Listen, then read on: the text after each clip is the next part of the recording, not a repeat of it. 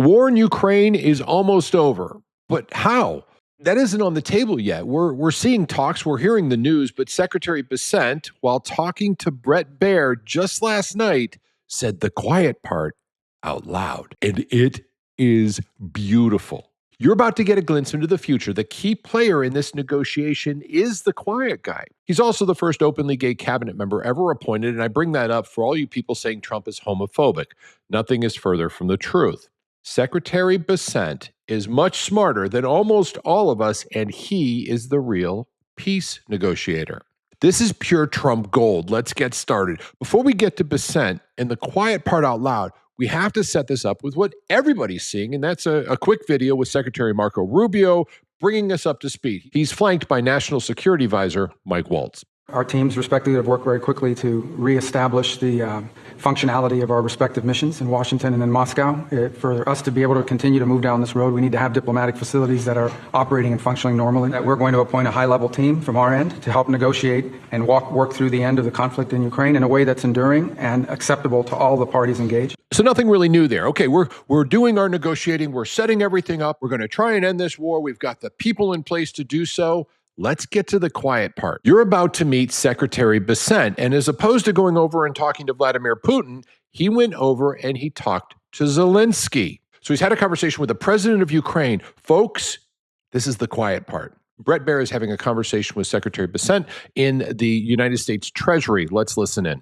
I want to start where Peter started with the negotiations. You recently traveled to Ukraine. You met with President Zelensky. What's your take about where things stand as this all gets underway in Saudi Arabia? Well, Brett, I think this is all part of President Trump is doing exactly what he said during the campaign. And one of the things that he said was he would see a quick end to this Russia-Ukraine conflict. And he has shared with his cabinet his plan for ending this, and I tell you, it is as an elegant plan as I've ever seen. President Trump's vision is bring the Ukrainian people and the American people closer together economically, show the Ukrainian people that we support them, show the American people that the money that has gone in to Ukraine, that there's going to be a return, that there's going to be a long-term partnership. And once that's done, he will be able to go to President Putin and negotiate with him on a stronger basis. So the big word here is, of course, elegant. I mean, that's just nice to hear, and I get it, but also, you heard in there, how do we get the money back to America? How do we show the American people that we're financially going to be returned to us what has been found? Now, it's important to note that $175 billion went to Ukraine, and they can only account for $75 billion.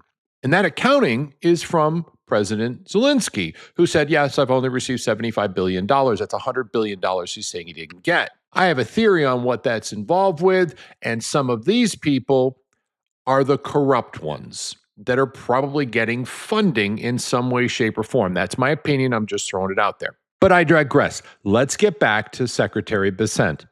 He's talking about a solution that returns the money to America and allows us to be partners. Folks, there's a lot of people out there pushing against this, and I truly believe that we've got Mark Rubio, and he's out there negotiating with Russia, but the real terms, the winning portion, is done here in the United States.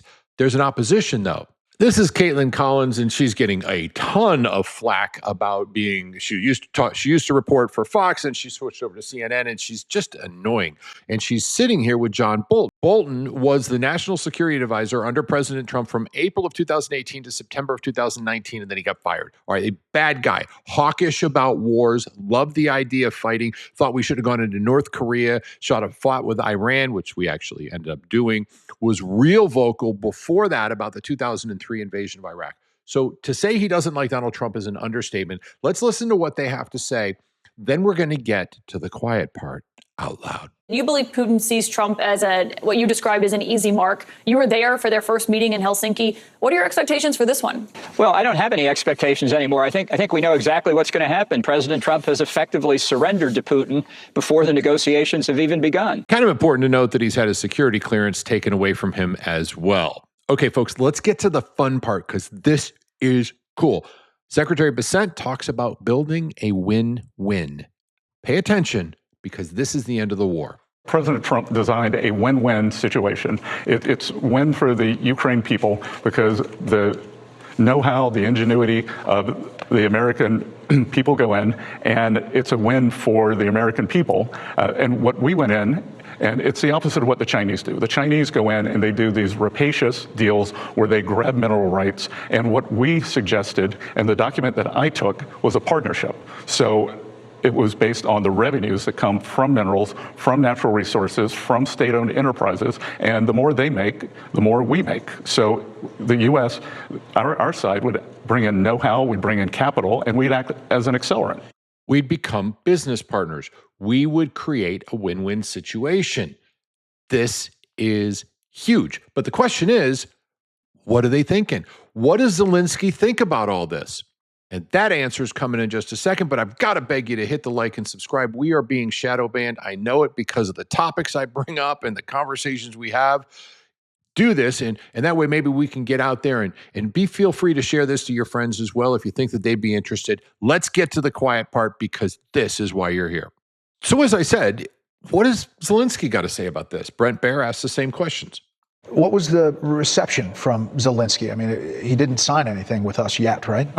Brett, I think he will. I think that once the Ukrainians understand that this is a long-term agreement that's very beneficial to their security, it does several things. It pulls Ukrainian and the American interests closer together. It's a very strong signal to the Russians that we take our interest in Ukraine very seriously. It's very important to the American people to know where their tax dollars have gone, and that they're going to, if more money goes in, that they could get a return on that. And then over the long term, with U.S. interest on the ground there, it will act as a security deterrent to, when this crisis ends, when this conflict ends, it will act as a deterrent to further Russian aggression. I mean, last thing on this, are you optimistic that there is going to be an end game here, that the negotiation works? The plan that I've seen that President Trump has, I think he could win the Nobel Peace Prize for this. If it were fairly awarded, I think in a year he should get it from what I've seen.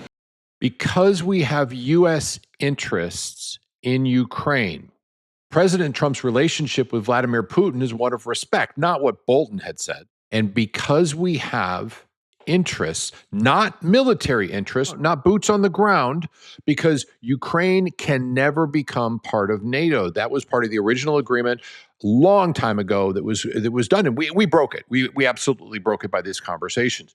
Here's the thing. This solves every problem, puts money back in our pocket. The businessman Donald Trump, along with his very quiet spokesman, Secretary Bessent, I believe you've just witnessed the end of the war. If you're digging this kind of conversation, I encourage you to like and subscribe. We'll bring more of it to you as best we can. My name is Phil. This is the Synopsis of Stupidity. God bless you. God bless America. This next video is something I think you might want to watch as well. It's all about Trump derangement syndrome. I think you're going to enjoy it. We'll see you real soon.